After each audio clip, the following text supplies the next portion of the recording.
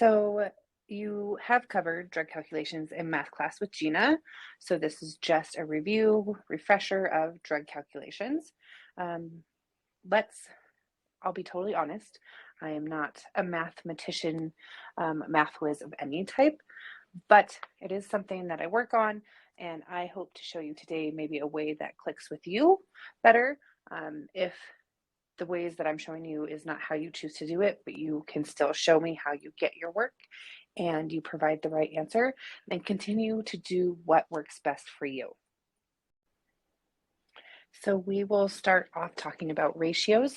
You'll see ratios a lot, especially when we get to ACLS drugs, and then you're pulling drugs out of the code cart, and you need to give the proper dosage of epinephrine, for example. You're going to need to be able to do these in your head rather quickly, and the numbers associated with like epinephrine are really easy to calculate quickly when you do get to ACLS. So the important thing to know about ratios, we always want it in the lowest terms. So always make sure that your ratios are in the lowest terms. So for example, evening shift, there are 5 nurses to 35 patients. So we would start off with 5 to 35, and then we'd take it into the lowest terms, which would give us 1 to every 7 patients, which is a pretty high load for nurses on the floor. So they are a little short-staffed. So moving on to fractions. Fractions should also be in the lowest terms as well. We are going to stay with our same example of our poor understaffed night shift nurses. So we have 5 over 35 is how our fractions are set up. And then the lowest terms is 1 over 7. So again, lowest terms as possible. Okay, let's move on to percentages.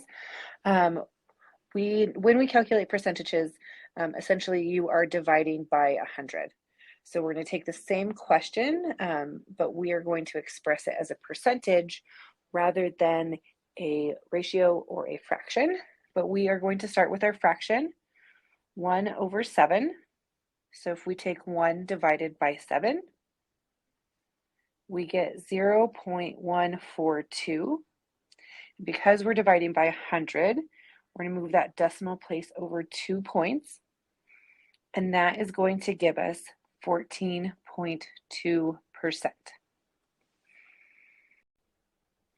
So putting it all together, just a quick overview, we are going to be using ratios, fractions, and percentages doing drug calculations. So we have 1 pencil for every 2 students. So as a ratio, it's going to be 1 to 2, or we know 50% of students have a pencil, and that would be half of the students as a fraction. Okay, so the metric system, you have to be comfortable converting grams to kilograms, or grams to micrograms, or liters to milliliters, and so on and so forth. So you have to be able to move up this chart accordingly, because you are going to be converting grams to micrograms or milligrams or kilograms frequently. So it goes, you are going to start at your base here, and the base is going to be liter, gram. It's going to be where we start, and then we will move according to size or weight. So we always want to remember this acronym. So kilo is kiss, hecto is Harry, deca is dogs, base unit is butts, and then deci is drinks, centi is chocolate,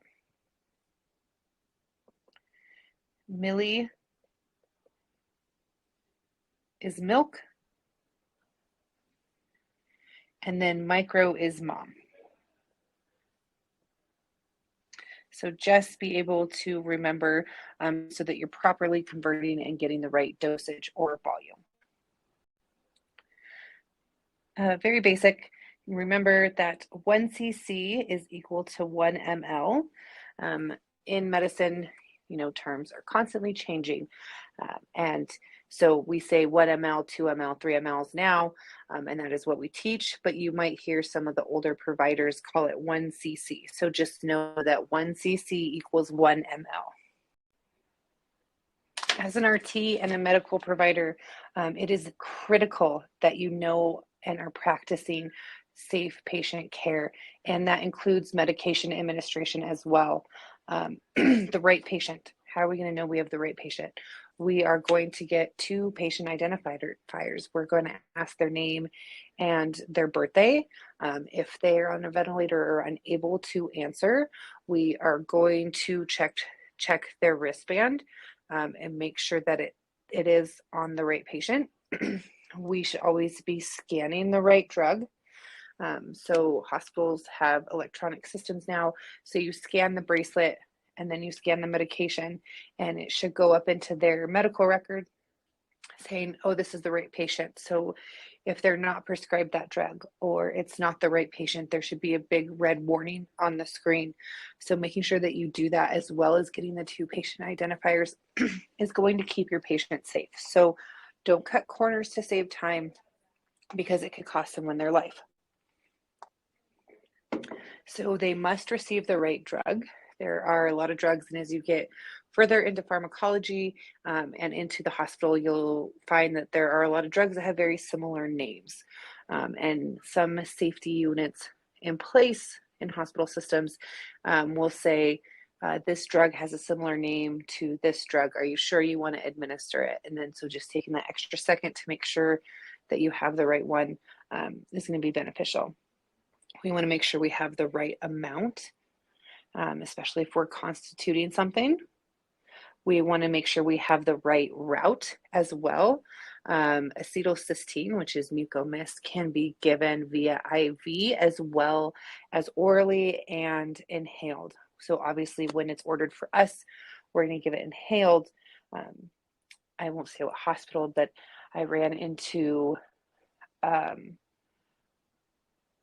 a problem when I went with the RT that I was shadowing to get mucomist and give a breathing treatment. And the nurse was like, oh, I thought that was mine, so I gave it via IV. Obviously, it's not going to work in the same way. And fortunately, it didn't hurt her, the patient. But that is something that needs to be reported. So just double check. Make sure it's the right time.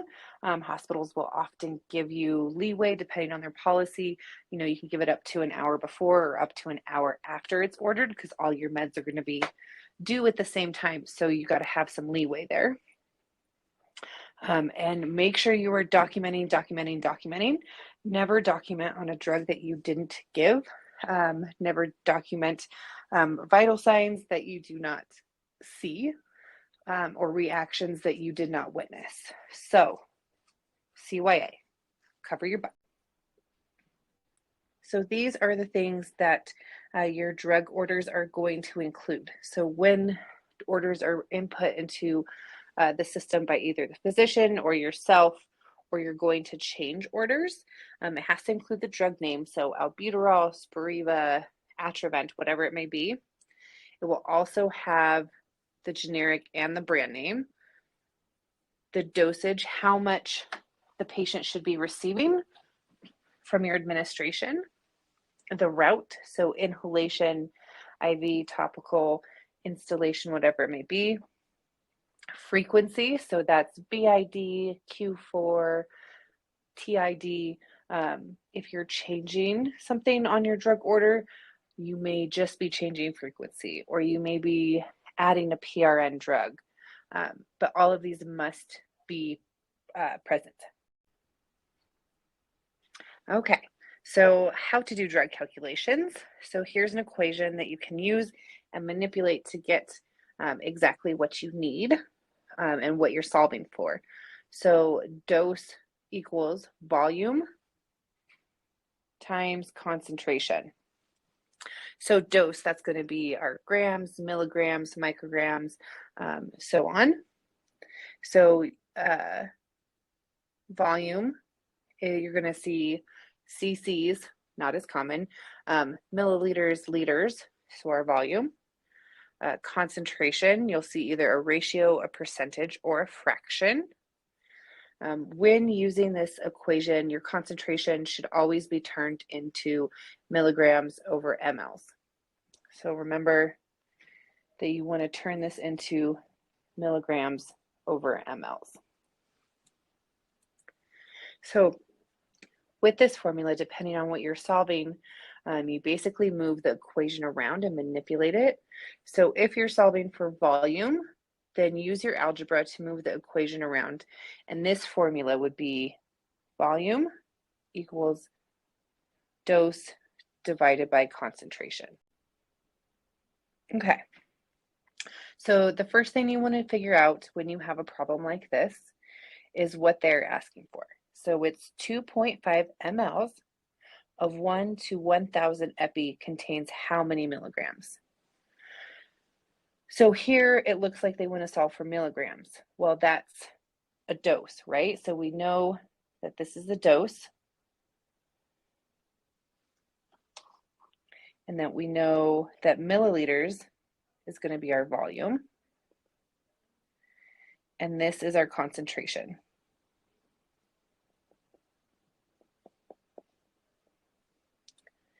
Milligrams. So the equation formula that we want to look at here is dose equals volume times concentration. So is my concentration expressed in the right way or right format?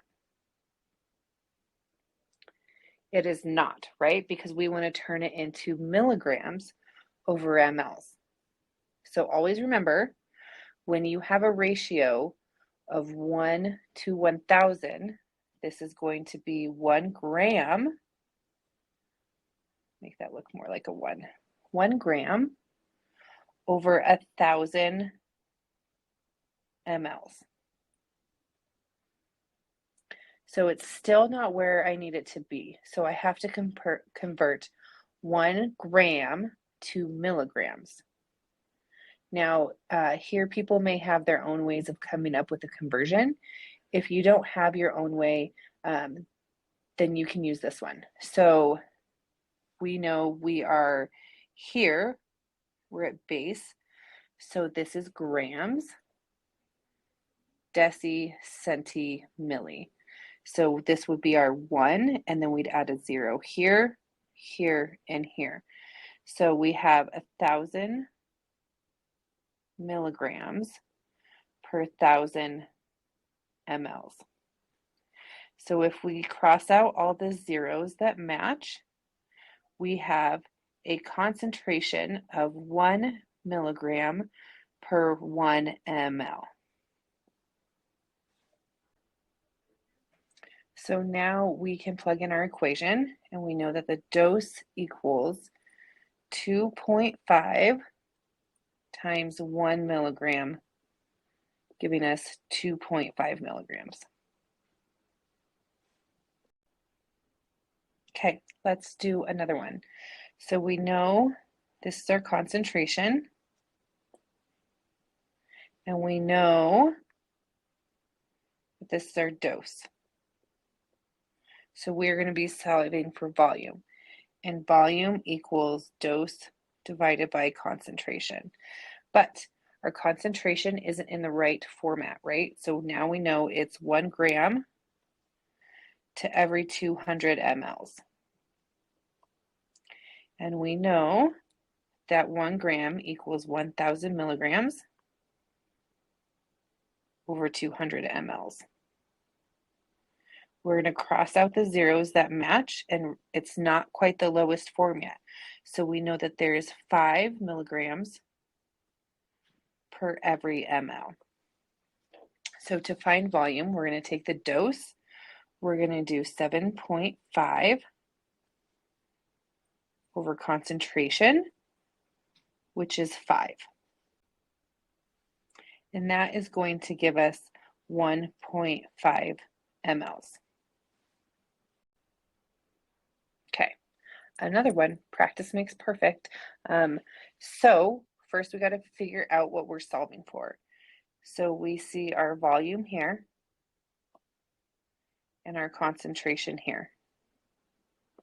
So we know that we're solving for dose, and dose equals volume times concentration. So we have a 3% solution. So 3%, we know we have 3 grams over every 100 mLs, which means we have 3,000 milligrams per every 100 ml. We're going to get rid of all of the zeros that we can. So we have 30 milligrams per ml. So now we need to take 4.5 times 30. And that's going to give us 135 milligrams.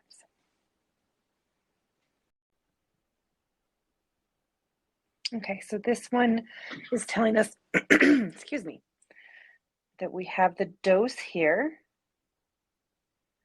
and the prepared strength is 0.6 milligrams per ml. So how many mLs from prepared strength vial are we going to need to deliver a dose to a 78 kilogram patient? So we are looking for volume. So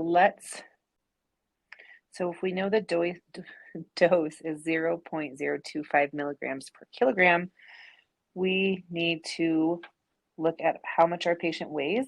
So we're going to do 78 times 0.025, and that is going to give us 1.95 milligrams.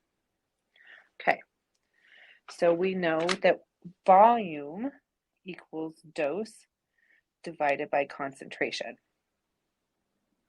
So our concentration is already broken down to the lowest form. So we need to do 1.95 divided by 0.6.